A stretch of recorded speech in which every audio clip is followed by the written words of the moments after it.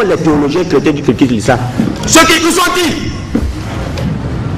l'occupation de Jérusalem par les chrétiens c'est très cruel. Ce fut le plus horrible massacre de l'époque. Mais frères, c'est en islam. Nous devons être fiers d'être musulmans. Mais frères, c'est en islam. أعوذ بالله من الشيطان الرجيم أذن للذين يقاتلون بأنهم ظلموا وإن الله على نصرهم لقدير الذين أخرجوا من ديارهم بغير حق إلا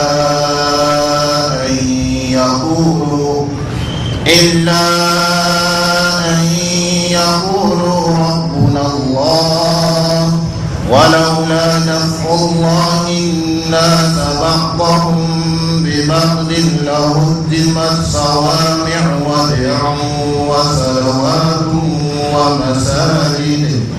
ومساجد يذكر فيها اسم الله كثيرا ولينصرن الله من ينصره إن الله لقوي عزيز. Takbir. Takbir. Alors le frère c'est l'islam, soyez fiers d'être musulmans. Dieu dit yuriduna li yuti'u Allah bi afwahi wallahu mutimmu nurihi wa law kana al-kafirun. Ils veulent éteindre la vérité de par le souffle de leur bouche, par les mensonges et les propages qui sortent de leur bouche, qui propagent sur le Coran, sur l'islam, mais Dieu fera une contre-attaque dans leur propre attaque et confirmera la véracité de l'islam dans des plaisirs mécréants. Takbir. Quand nous rentrons dans les motifs du djihad islamique, le but de l'islam dans ces combats et ces mouvements contre les polythéistes n'était ni la conquête, ni l'expansionnisme, ni le colonialisme, ni la même ni des ressources sur les autres. Dans ce cas, l'islam diffère des autres doctrines. Dès son apparition, l'islam a menacé grâce à son esprit constructif et son évolution similaire l'association des aristocrates, des orgueils, des oppresseurs.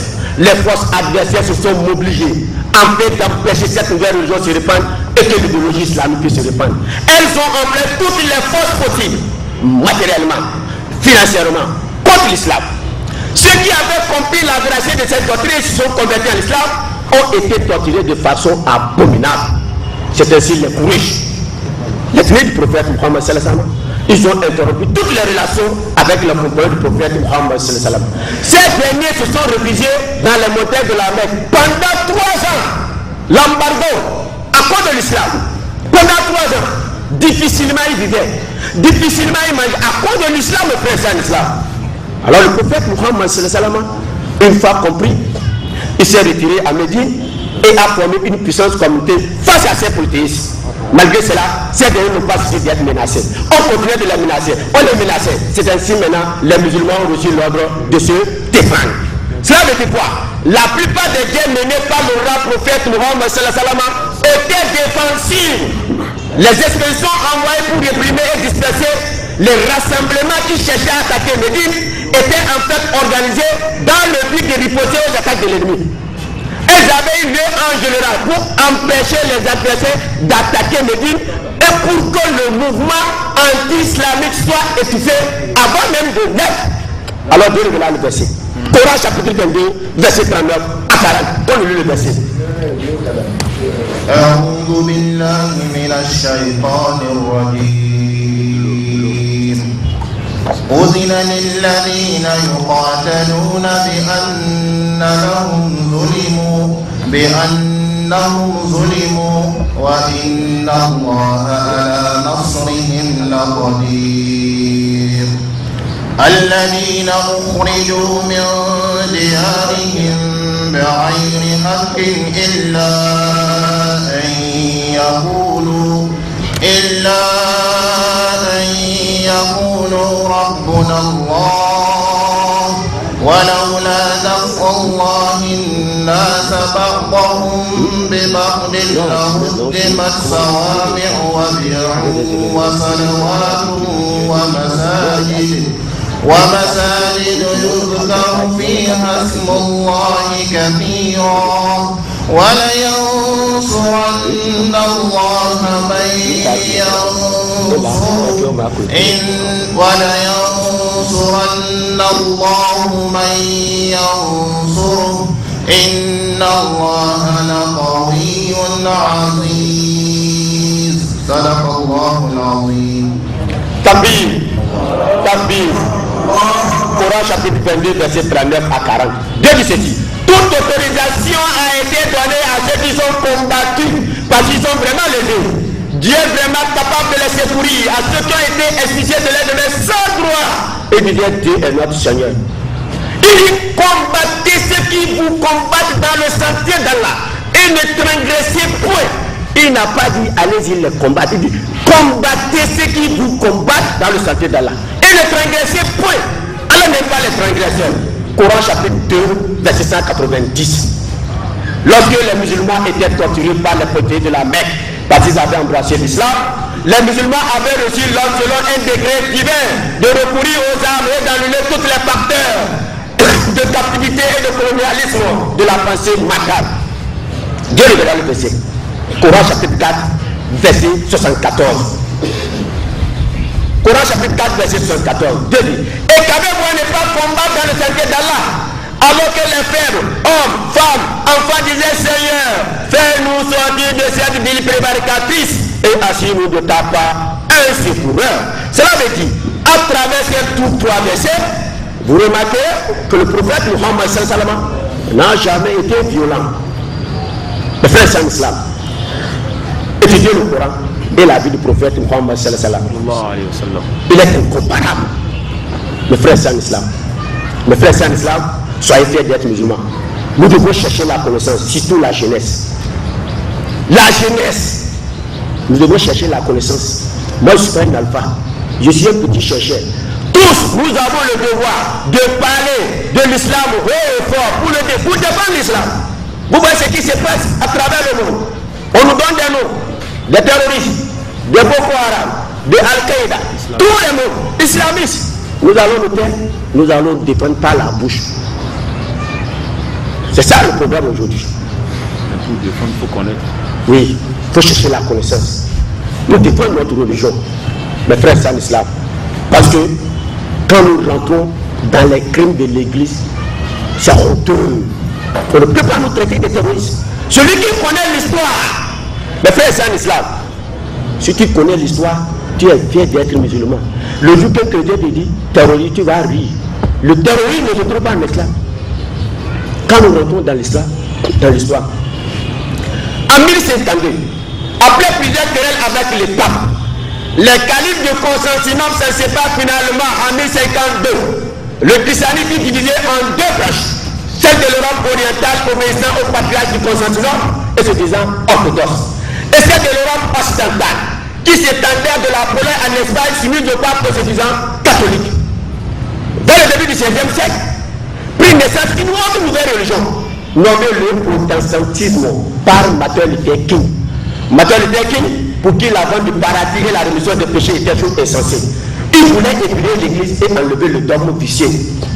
La position prise par Martin Luther King contre la papauté et les rites de l'église lui procura beaucoup de disciples. Alors le christianisme fut divisé en trois grandes branches inébranlables: les catholiques, les orthodoxes et les protestants. Malgré le pouvoir suprême du pape sur l'Europe catholique, les hérésies furent augmentées parmi les chrétiens. Redoutant un développement des idées restées par le pape, le clergé ecclésiastique fut publié en 1215 un édit en vertu duquel se concerne dans toutes les villes de France, d'Espagne, d'Allemagne, d'Italie, de la Pologne, de la Belgique. Une juridiction ecclésiastique nommée Inquisition, où toute personne hérétique devait comparaître devant ce tribunal pour être jugé ou châtié.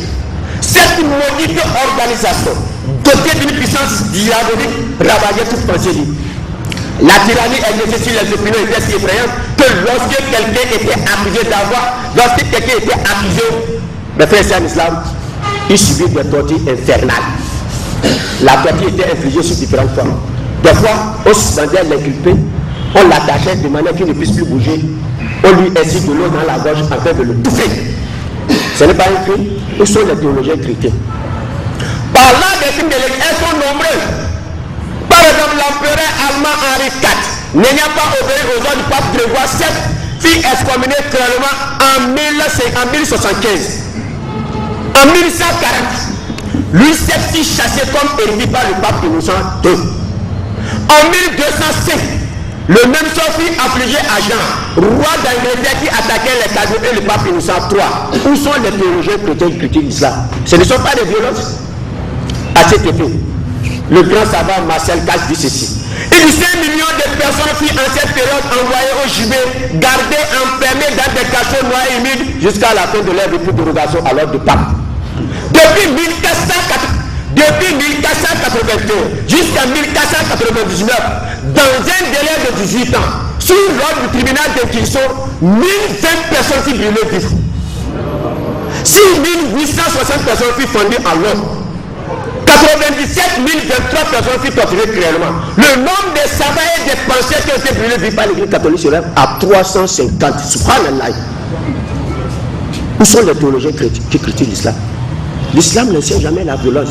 L'islam n'a pas commencé par la violence. Au contraire, le christianisme a commencé par la violence. Ce n'est pas fini.